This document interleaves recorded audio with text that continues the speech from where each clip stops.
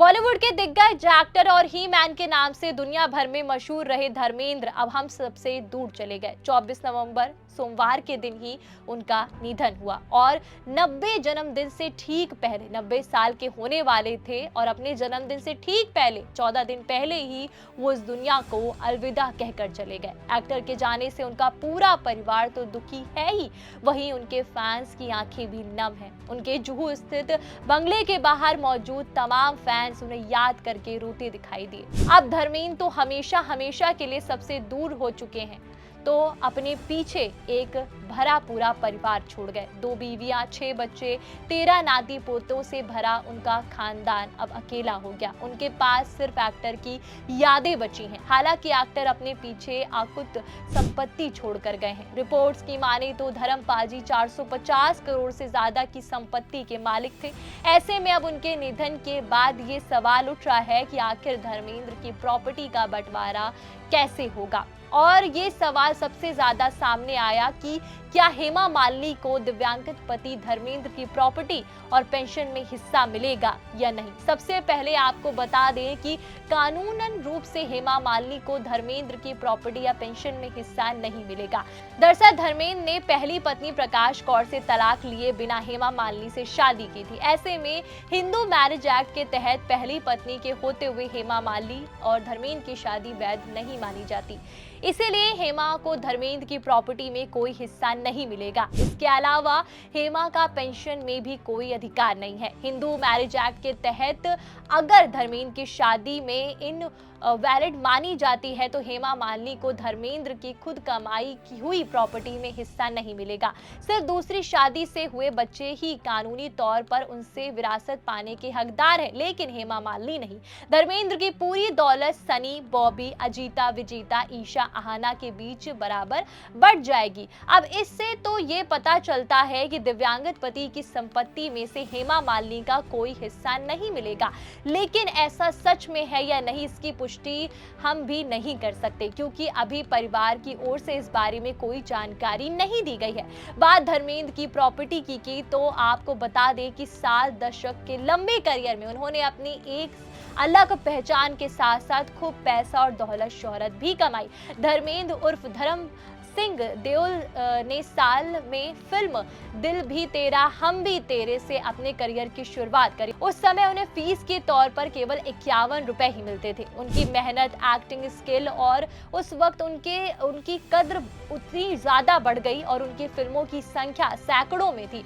उन्होंने लगभग 7 दशक तक एक्टिंग की, जिससे उनकी फिल्मी कमाई हमेशा होती रही। मीडिया रिपोर्ट्स के अनुसार 2025 तक धर्मेंद्र की कुल संपत्ति 450 करोड़ बताई जाती है। धर्मेंद्र की संपत्ति में रियल एस्टेट का एक बड़ा हिस्सा शामिल है। धर्मेंद्र का लगभग 100 एकड़ का आलीशान फार्म हाउस लोनावला में है और कुछ रिपोर्ट्स के मुताबिक इस फार्म हाउस की कीमत लगभग 120 करोड़ के करीब बताई जाती है। इस फार्म हाउस में लग्जरी फैसिलिटीज जिसमें कि आउटडोर है और स्विमिंग पूल, गार्डन इसकी खासियत है। और तो निधन से पहले धर्मेंद्र अपने फार्म हाउस के पास 30 कॉटेज वाला एक लग्जरी रिजॉर्ट बनाने की प्लानिंग बना रहे थे। वही धर्मेंद्र के पास महाराष्ट्र में कई अन्य प्रॉपर्टी भी रही, जिनकी कुल कीमत करोड़ों में बताई जाती। रिपोर्ट बताती है कि उनकी कृषि भूमि की कीमत लगभग 88 लाख है और गैर कृषि भूमि की कीमत लगभग 52 लाख है। धर्मेंद्र सिर्फ फिल्म और रियल एस्टेट में ही नहीं बल्कि लग्जरी कारों के शौकीन थे। उनके कार कलेक्शन में विंटेज फिट शामिल है। उनकी पहली कार जिसका नाता उनके शुरुआती दिनों से था। साथ ही उनकी गैराज में और भी लग्जरी कार हैं, जिसमें से रेंज रोवर इवोक और मर्सिडीज बेंज भी शामिल है। इन कारों की कुल कीमत करोड़ों में, जो कि उनकी वैल्यूएबल लाइफस्टाइल और इन्वेस्टमेंट के प्रति उनकी दीवानगी को दर्शाती है। धर्मेंद्र जीते जी कई बिजनेस वेंचर्स भी शुरू किए। धर्मेंद्र ने अपने प्रोडक्शन हाउस सुजीता फिल्म की स्थापना की। इस बैनर के जरिए उन्होंने अपने बेटे सनी देओल और बॉबी देओल की फिल्मों को प्रोड्यूस किया, जैसे कि बेताब जिसमें सनी का डेब्यू हुआ और बरसात जिसमें बॉबी का डेब्यू हुआ। कुछ साल पहले उन्होंने अपने बड़े पोते करण देओल देओल की फिल्म और पल पल दिल के पास को भी इस प्रोडक्शन हाउस के जरिए बनाया था। अपनी प्रोडक्शन कंपनी के जरिए उन्हें फिल्मों में लगातार रॉयल्टी की नई कमाई होती रही और 2015 में धर्मेंद्र ने गर्मा धर्मा ढाबा के नाम का एक रेस्टोरेंट खोला। 2022 में उन्होंने ही मैन नाम से एक आउटलेट खोला जो करनाल हाईवे में स्थित है। इस हॉस्पिटैलिटी बिजनेस का गोल न सिर्फ प्रोफेशनल कमाई थी बल्कि उनके ही मैन ब्रांड को रियल लाइफ में एक्सपीरियंस देना भी था। उनके फैंस और उनके स्टाइल और उनकी लाइफस्टाइल का हिस्सा बनना चाहते थे। रिपोर्ट के मुताबिक धर्मेंद्र ने लगभग 26 कंपनियों में निवेश किया हुआ था।